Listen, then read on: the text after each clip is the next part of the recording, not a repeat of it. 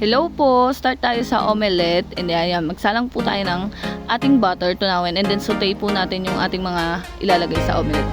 Yan, from scratch na po kung ano lang po available sa bahay, yun lang po ang ginamit ko. And then, lagay na po natin yung ating egg.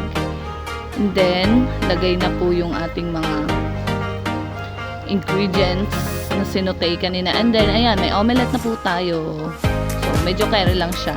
Sunod naman is yung over hard egg. Madali lang po siyang gawin para lang po siyang sunny side up din. Pero, hindi dapat runny yung kanyang egg yolk.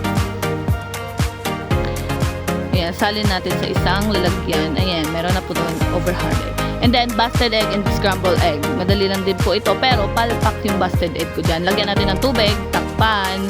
And then, buksan. Ayun, palpak. Ayan, sa scrambled egg, pagkalagay, haluin agad po yung itlog. Ayan, meron tayong scrambled egg. Sunny side up naman and poached egg. So, mas nadalian ako sa sunny side up. Gawin lang natin na maging runny yung egg nut. Meron na tayong sunny side up.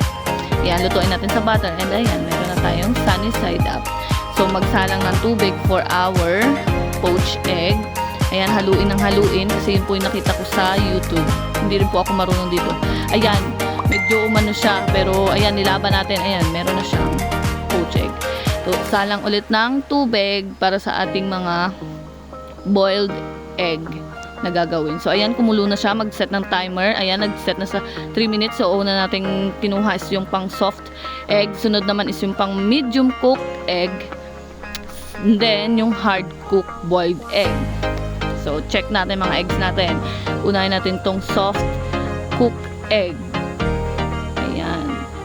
So, hindi natin nakuha yung gusto nating yung texture ng ating egg yolk. Pero, basa pa rin siya. Sa medium cooked boiled egg naman natin is, ayan, kaya naman, perfect.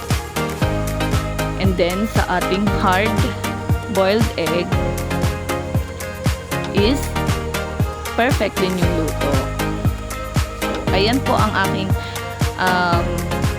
iba't ibang cooking techniques for eggs. So, yun lang po and thank you.